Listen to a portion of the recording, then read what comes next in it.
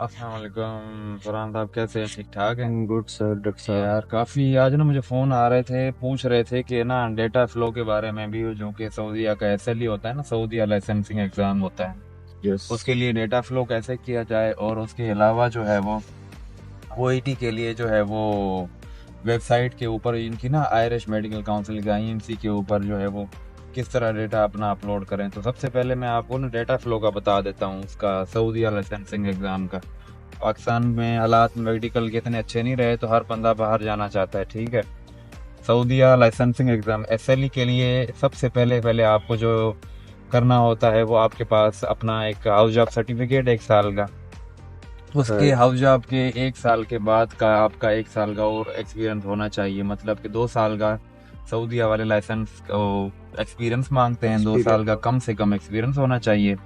उसके बाद जब आपके 2 साल पूरे हो जाते हैं, देन आपके पास लाइसेंस के लिए अप्लाई करते हुए मेडिकल का लाइसेंस होना चाहिए, जो पीएमडीसी की तरफ से हमें मिलता होता है, ठीक है। अच्छा सर, एफएमजीज के लिए इंटर्नशिप भी एक्सपीरियंस में काउंट होगी? नहीं नहीं, हाउस जॉब। हाउस जॉब भी काउंट होती है वो 1 साल। अब कुछ लोगों को नहीं पता कि जी हाउस जॉब के बाद 2 साल एक्सपीरियंस चाहिए होता है, तो ऐसे नहीं है।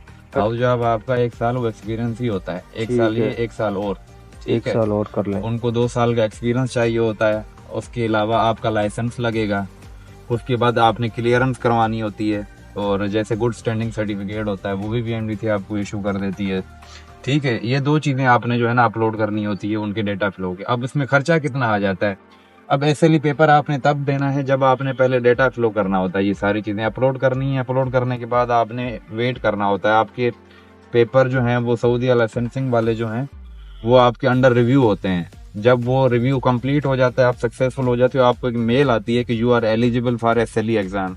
सही। तो फिर आप जो है वो उसकी अलहदा फीस है। अब जैसे इस सारे प्रोसीजर का मैं आपको बताता हूँ, तकरीबन 1100 से 1500 dirham लग जाते हैं। ये तकरीबन मेरे ख्याल में कोई 1 से 1.5 लाख रुपया पाकिस्तानी बन जाता है, ठीक हो गया। अफोर्डेबल है तो। हाँ, अफोर्डेबल है। और उसके बाद आपकी जो वेबसाइट है, जो आपने अकाउंट बनाना है, वो आपका 1 साल बाद एक्सपायर हो जाता है। इन केस आपका पेपर नहीं होता, फिर आपने दोबारा अटेम्प्ट देना है। जैसे ही आपकी आईडी को बनाए हुए 1 साल हो गया है कंप्लीट, देन वो आपका जो है वो रिन्यू करवाना पड़ता है। रिन्यू मीन्स पेपर के लिए आपको दोबारा फी पे करनी पड़ती है। उसके अलावा साथ साथ ना आपने डेटा फ्लो की भी फी दोबारा पे करनी होती। अटेम्प्ट्स इसमें हैं कोई, कितनी नहीं देस? नहीं, जितनी मर्जी दे सकते हो, इसमें कोई लिमिट और नहीं है। मतलब हर अटेम्प्ट पे फीस दोबारा से? फीस दोबारा से। ठीक है। अब इसी तरह ओईटी के लिए आ जाते हैं, प्लैब के लिए। अब जैसे किसी ने प्लैब देना है, सबसे पहले तो आपके पास पाकिस्तान का लाइसेंस तो है ही है। उसके बाद आपको पीएमडीसी से ना एक एक्सपीरियंस सर्टिफिकेट बनवाना होता है, ठीक है। वो बनवाना है आपने। वो बनवाने के बाद आपने गुड स्टैंडिंग सर्टिफिकेट के लिए अप्लाई करना है। जैसे ही वो आ जाएगा, आपके पास अपना लाइसेंस आ गया।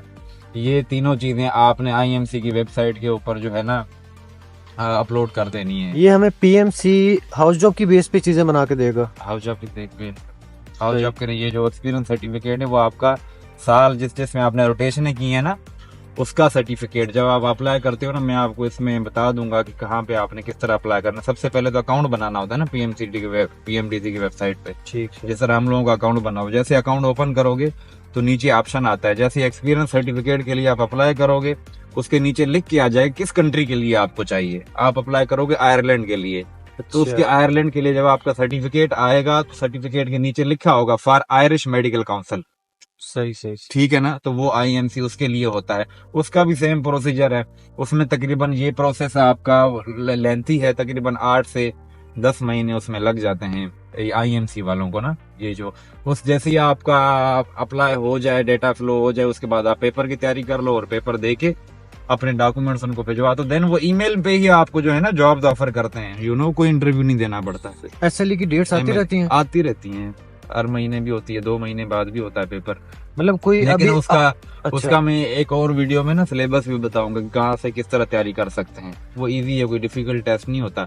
अच्छा, इसका बाकी वन लाइनर बताना हो कि आज स्टूडेंट है, उसकी हाउस जॉब अभी एंड हुई है, वो कहे कि भाई मैं सारा अपना डेडिकेशन टाइम सब कुछ देता हूँ, तो कितने मंथ में मैं एबल हो जाऊंगा कि मैं भी जॉब फाइंड कर लूंगा सऊदी अरब में?